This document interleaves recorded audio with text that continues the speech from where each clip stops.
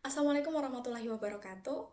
Perkenalkan, nama saya Reski Oktanabila dengan NIM 214220073. Baik, yang pertama saya akan menjelaskan tentang relasi antara fikih dan sains gitu. Ketika kita membahas antara relasi fikih dan sains, maka kita akan membahas pola hubungan antara fikih dan sains. Yang mana pola hubungan ini dibagi menjadi dua. Yang pertama, ada pola integrasi mutualistik. Yang kedua, ada pola non-integrasi yang dibagi lagi menjadi dua. Ada independen dan juga sikap mendua yang dinamis. Kenapa dikatakan dinamis? Karena pola hubungan antara fikih dan sains ini tidak bersifat statis, yang mana dalam perkembangannya yang tadinya fikih dan sains ini terdapat konflik di dalamnya nanti akan bergerak menuju ke integrasi kayak gitu. Kita bahas satu-satu. Yang pertama, pola integrasi mutualistik. Mengapa dibilang integrasi mutualistik? Karena dalam pola hubungan ini nanti tidak hanya menggunakan satu rumpun ilmu saja, tetapi berbagai ilmu yang mana antara satu ilmu dengan ilmu lainnya itu saling menguntungkan satu sama lain kayak gitu. Contohnya nih, dalam penentuan arah kiblat. Nah, dalam penentuan arah kiblat ini kan nggak cuma menggunakan satu rumpun ilmu aja, tetapi juga misalnya geofisika atau geografi saja, tetapi juga menggunakan kompas digital dan juga GPS dalam penentuannya. Atau di Indonesia kita sering lihat itu penentuan rukyat, penentuan satu Syawal ataupun satu Ramadan kayak gitu.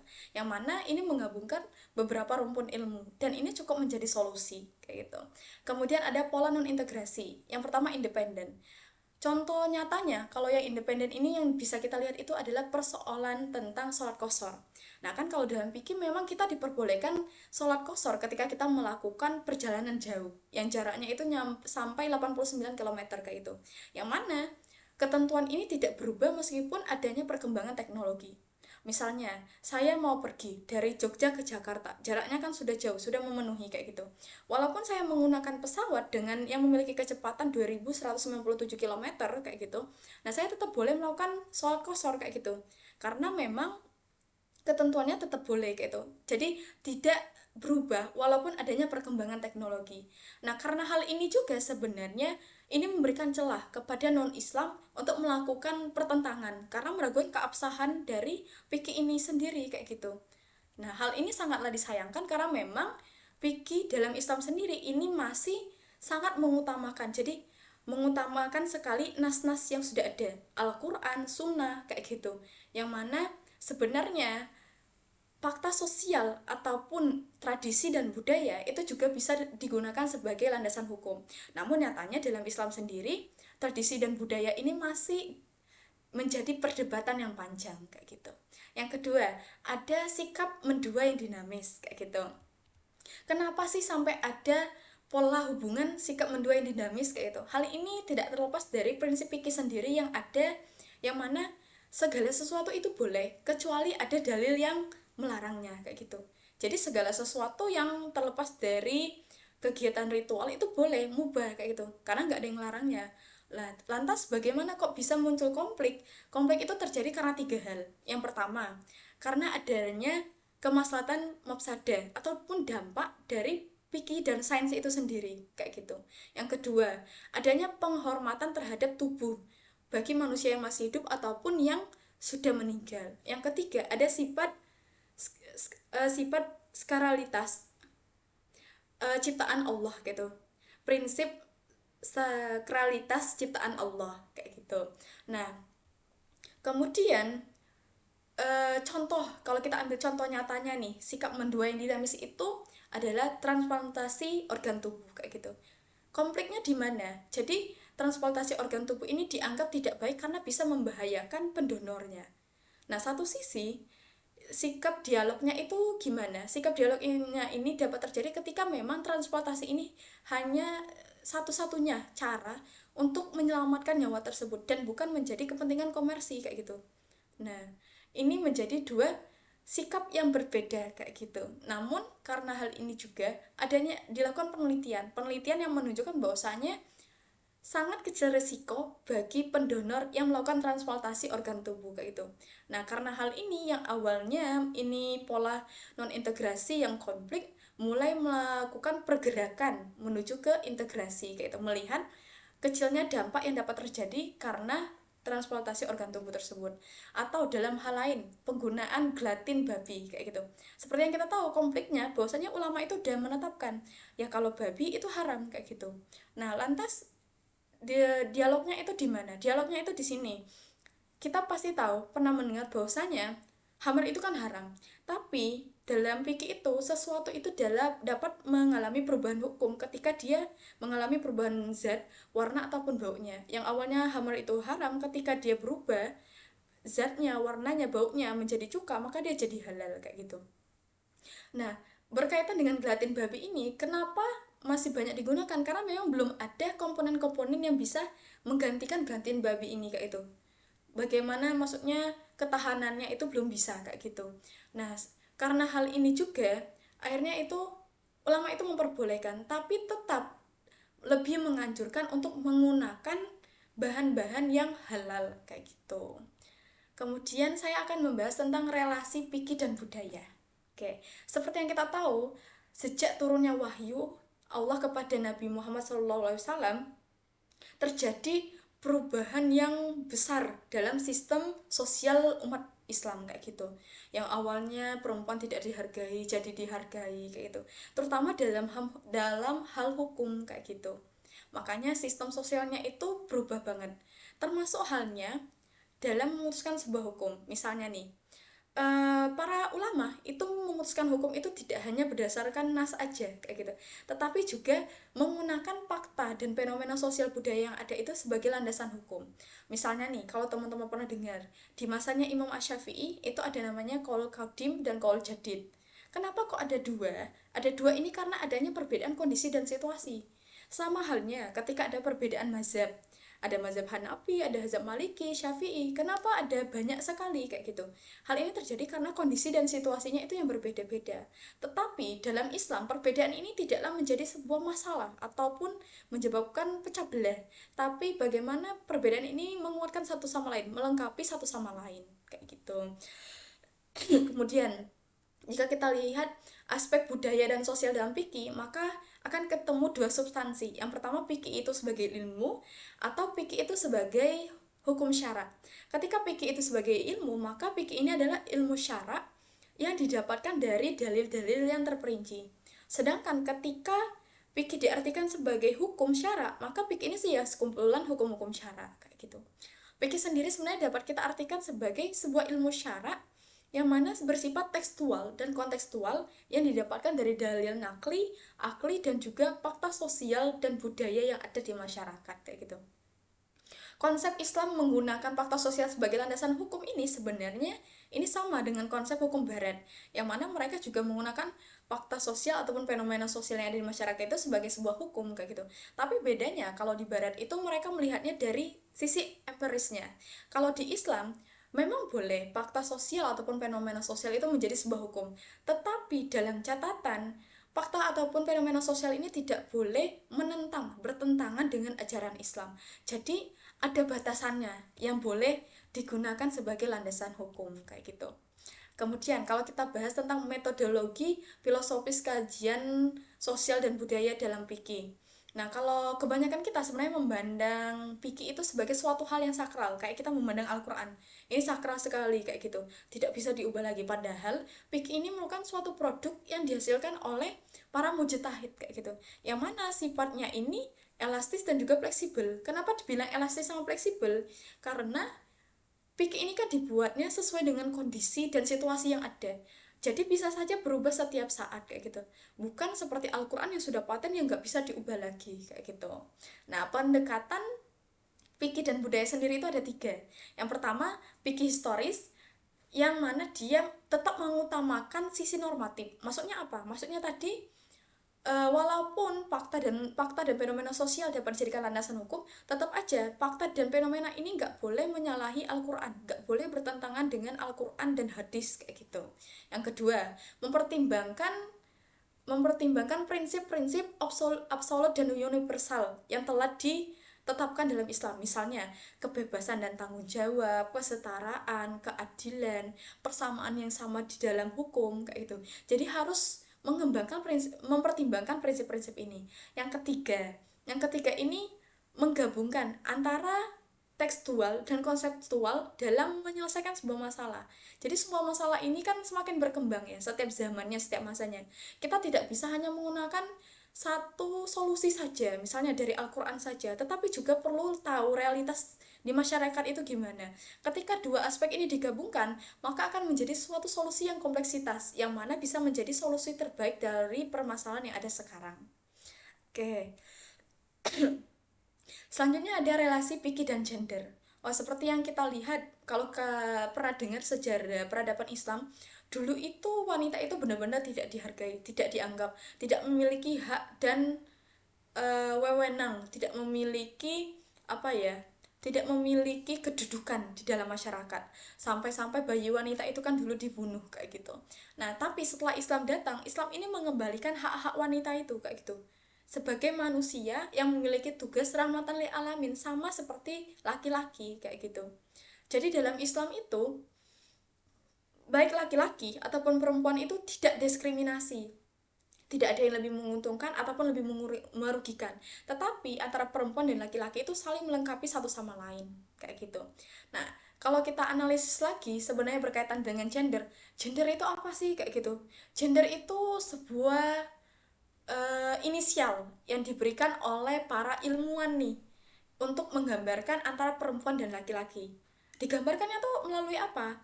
Melalui sifat bawaannya, sifat bawaan penciptaannya, wataknya, sifatnya, kayak gitu. Dan juga yang paling penting, berdasarkan budaya yang ada di wilayah tersebut. Jadi, eh, penggambaran gender di setiap wilayah itu bisa berbeda antara satu yang lain karena memiliki budaya dan juga adat yang berbeda-beda kayak gitu, tergantung di mana perempuan atau laki-laki itu berada. Jadi antara wilayah A dan B bisa jadi menggambarkan gendernya itu beda-beda kayak gitu. Kalau di A begini gender laki-laki dan perempuannya, di B begini-begini, bisa jadi berbeda.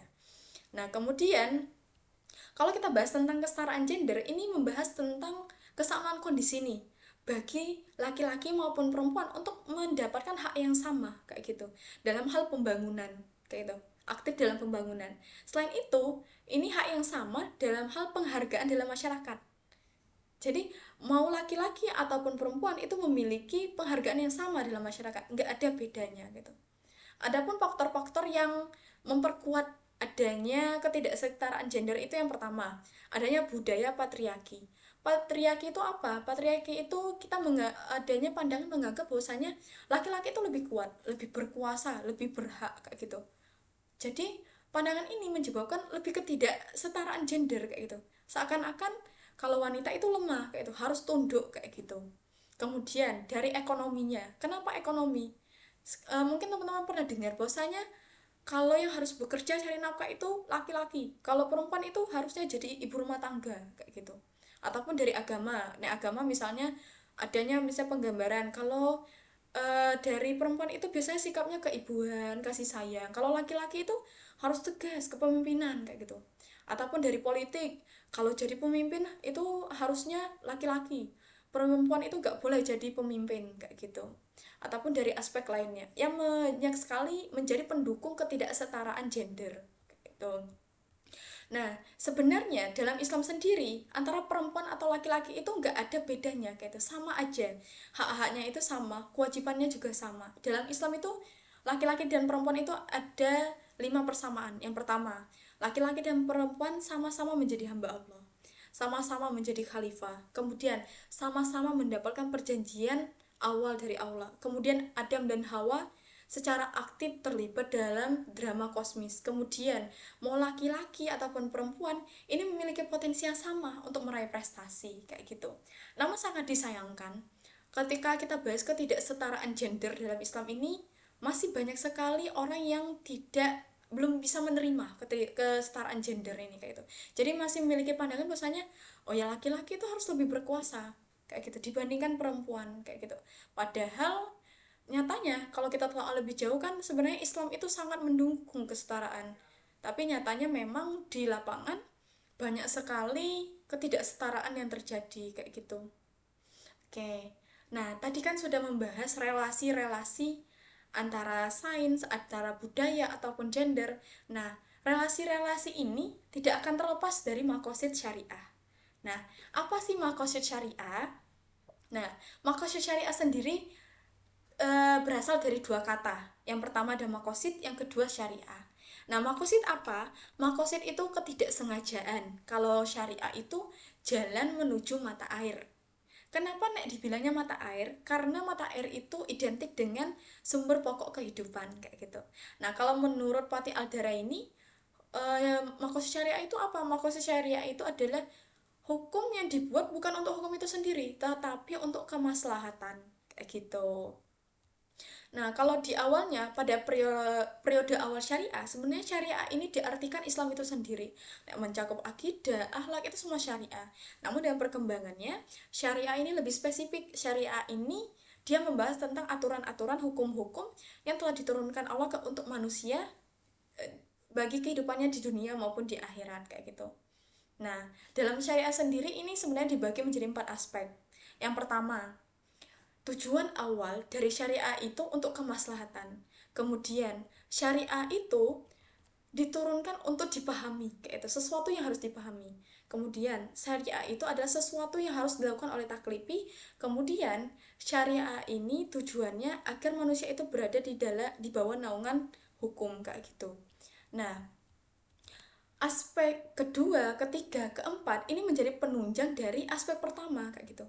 Seorang hamba misalnya mau melakukan suatu ibadah, nek misal mau sholat, dia harus tahu dulu kenapa dia harus sholat, maknanya apa kayak gitu. Ketika dia udah tahu maknanya, dia harus tahu sholat itu harus baca apa kayak gitu. Jadi dia harus tahu. Jadi 4 aspek ini saling melengkapi satu sama lain kayak gitu. Jadi nggak bisa terlepas satu sama lain. Nah, dalam syariat makosid syariat sendiri ini terdapat tiga tingkatan. Yang pertama, makosid al daruriyat. Yang kedua, makosid al hajiyat. Yang ketiga ada makosid al tahsiniyat kayak gitu. Nah, tidak terwujudnya makosid al daruriyat ini akan menyebabkan kerusakan kehidupan manusia. Sedangkan tidak terlaksananya makosid al-hajiyat ini akan menyulitkan taklifi untuk melaksanakan ibadahnya. Kalau tidak terlaksananya makosid atasiniat, maka tidak sempurnanya perbuatan yang dilakukan oleh taklifi itu. Jadi tasiniat menjadi penunjang hajiyat, hajiyat juga menjadi penunjang daruriyat. Sedangkan daruriyat ini menjadi pokok dari hajiyat dan juga tasiniat kayak gitu. Hal ini juga sebenarnya sejalan dengan pendapat dari Imam Al-Ghazali yang membagi makosid itu jadi 3, daruri, haji, dan juga tahsini. Nah, kalau daruri ini memiliki manfaat atau tujuan untuk melindungi 5 hal. Yang pertama ada agama, kemudian ada jiwa, kemudian ada akal, harta, dan juga kehormatan. Nah, hifzul din atau menjaga agama itu maksudnya apa? Bukan hanya sekedar menjaga kesucian agama, tapi juga bagaimana kita menyediakan sarana prasarana untuk beribadah. Bagaimana kita membangun relasi dalam beragama. Kemudian ada hifzul nafas atau menjaga jiwa. Ini bukan berarti cuman menjaga diri aja, tetapi bagaimana kita meningkatkan kualitas hidup kita kayak gitu menjadi lebih baik lagi. Kemudian ada hifzul hakal, nggak cuman menjaga diri supaya nggak gila, tapi bagaimana kita mendapatkan pendidikan terbaik kayak gitu. Kemudian ada hifzul mal. Kalau menjaga harta itu nggak cuma sekadar supaya harta kita nggak diambil orang lain, tapi bagaimana kita mendapatkan harta itu, bagaimana juga kita menciptakan lapangan pekerjaan untuk saudara-saudara kita kayak gitu. Kemudian yang terakhir ada hifzul al-ird atau kehormatan. Nah, menjaga kehormatan ini nggak cuma menjaga kehormatan kita sendiri, tapi keluarga kita, masyarakat, kemudian bangsa dan negara kayak gitu. Itu makosid daruri. Kalau makosid makosid haji ini berkaitan dengan kebutuhan sekunder. Maksudnya apa? Meliputi kebutuhan mempermudah melapangkan kehidupan. Biasanya ini berkaitan dengan ekonomi. Kalau yang tahsini ini berkaitan dengan kebutuhan tersier. Kebutuhan yang meliputi harga diri norma dan tatanan. Misalnya nih, keindahan tampilan diri manusia kayak gitu. Itu berkaitan dengan makosid. Kemudian kalau kita telisik lagi lebih jauh, nah tadi kan syariah itu tadi udah dibagi jadi 2. Kalau secara luas tadi bisa diartikan Islam itu sendiri. Nek dia berkaitan dengan akidah, akhlak ataupun fikih. Nah, tapi secara spesifik akidah ini berkaitan dengan hukum ataupun aturan-aturan yang telah Allah turunkan. Nah, di sini ketika kita bahasnya tentang moderasi beragama, moderasi fikih, moderasi ini bukan berarti kita ada permasalahan di agamanya atau di fikihnya gitu. Tapi ketika kita bahas moderasi, maka ini kita membahas orang yang melakukannya, perilaku orang yang akan melaksanakannya gitu. Nah, menurut Yusuf Al-Qaradawi, dia memberikan penjelasan tentang 3 madrasah. Yang pertama, ada madrasah Zahiriyah baru atau aliran yang tekstual. Maksudnya gimana? Jadi, aliran ini memiliki paham yang bahwasanya sebuah hukum itu ditentukan secara tekstual. Nah, kalau bilangnya nggak boleh, ya nggak boleh gitu. Tidak peduli historinya gimana, maknanya gimana. Kalau sudah tidak boleh, ya wes nggak boleh kayak itu. Nah, biasanya karakteristik dari aliran ini, mereka tuh memiliki pemahaman cuman secara literatur. Kemudian fanatik, jadi sikapnya tuh keras kayak gitu. Nah, landasan mereka, ya mereka lebih banyak membaca itu. Nah, tapi karena mereka hanya menggunakan literatur, mereka akan sulit untuk menentukan suatu hukum. Itu kalau madrasah Zahiriyah baru. Kemudian ada yang kedua, madrasah Panganulir baru atau aliran liberal. Nah, liberal dia memiliki pemahaman bahwasanya sebuah hukum itu ditentukan, dilandasi oleh akal kayak itu. Jadi terkadang mereka ini mengucapkan sesuatu itu tanpa ilmunya kayak itu, karena nafsu mereka sendiri kayak itu. Nah, karena hal ini mereka itu ciri-cirinya itu dangkal dalam pemahaman. Sering juga berani berpendapat tanpa ilmu dan mengikuti hukum barat karena mereka nggak punya landasan kayak gitu. Nah, tadi kan sudah ada 2 madrasah. Ada yang Zahiriyah baru, biasanya dikenal ekstrem kanan, kemudian ada Zahiri Panganulir baru atau ekstrem kiri. Nah, kemudian madrasah ketiga ini adalah Al-Wasatiyah atau madrasah moderat. Moderat itu di tengah-tengah. Dia tidak melebih-lebihkan ataupun tidak mengurang-ngurangkan. Jadi ketika mau menentukan masalah, maka dia akan melihat dulu nih, membuka dulu, oh ini hukumnya apa, historinya itu bagaimana. Jadi nggak cuma teks aja, tapi menggabungkan antara teks dan juga realita yang terjadi di masyarakat kayak gitu. Jadi landasan mereka itu mencari dulu nih maksud dan makna ketika mau mengeluarkan sebuah hukum kayak itu. Nah, kalau kita lihat nih isu-isu yang ada di madrasah Zahiriyah baru. Yang pertama itu ada misalnya isu tentang wanita bekerja. Nah, kalau di Zahiriyah baru, wanita bekerja itu nggak boleh. Karena tugasnya wanita itu ya madrasah. Cuman didik anaknya aja. Yang boleh bekerja itu ya laki-laki ya itu. Ada juga isu tentang yang boleh menduduki legislatif itu hanyalah orang-orang Islam. Orang-orang non-Islam itu nggak boleh kayak itu. Mereka melakukan ini karena melakukan penafsiran secara tekstual dari ayat-ayat Al-Quran, tidak melihat makna ataupun historisnya kayak gitu. Kemudian isu-isu di Panganulir baru. Yang pertama, mereka menolak Islam yang mengatasnamakan kemaslahatan gitu. Karena mereka maunya ya udah menggunakan akal aja. Mereka menafikan semua nas-nas aja gitu. Karena nggak punya landasan. Mereka ini menggunakan hukum barat. Karena menggunakan hukum barat, mereka juga ikut tren hidup di barat kayak gitu, yang akhirnya ini bisa mengikis akidah umat Islam, dan biasanya mereka menjadi budak western dan juga sekular kayak gitu karena terlalu mengikuti hukum yang ada di barat. Nah, lantas gimana dengan isu-isu di madrasah al-wasatiyah, ada yang moderat. Yang pertama, kalau di wasatiyah ini ada pikir realitas, yang mana pikir realitas ini memberikan ruang publik untuk menjadi pertimbangan hukum mencari kemaslahatan kayak itu. Jadi dia terbuka, kita mencari solusi yang terbaik, terbuka untuk semuanya kayak gitu. Kemudian keberagaman dan juga bernegara, maksudnya apa? Keberagaman dan bernegara ini adanya aneka ragam suku dan budaya itu tidak menjadi masalah kayak gitu.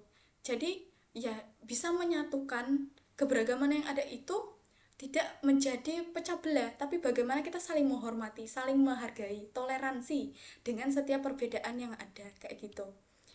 Nah, ataupun kedaulatan Pancasila atau sistem demokrasi seperti yang kita tahu di Indonesia. Meskipun Indonesia didominasi dengan umat beragama Islam, tapi pemerintah Indonesia tidak serta-merta mengatakan Islam ini adalah pemerintahan yang menganut sistem pemerintahan Islam, yang tidak boleh ada agama lain di sini. Tetapi bagaimana sistem pemerintahan ini dapat memberikan naungan bagi seluruh agama sehingga terjadinya toleransi agama dan saling menghargai. Mungkin sekian dari saya, mohon maaf banyak kurang dan salahnya. Assalamualaikum warahmatullahi wabarakatuh.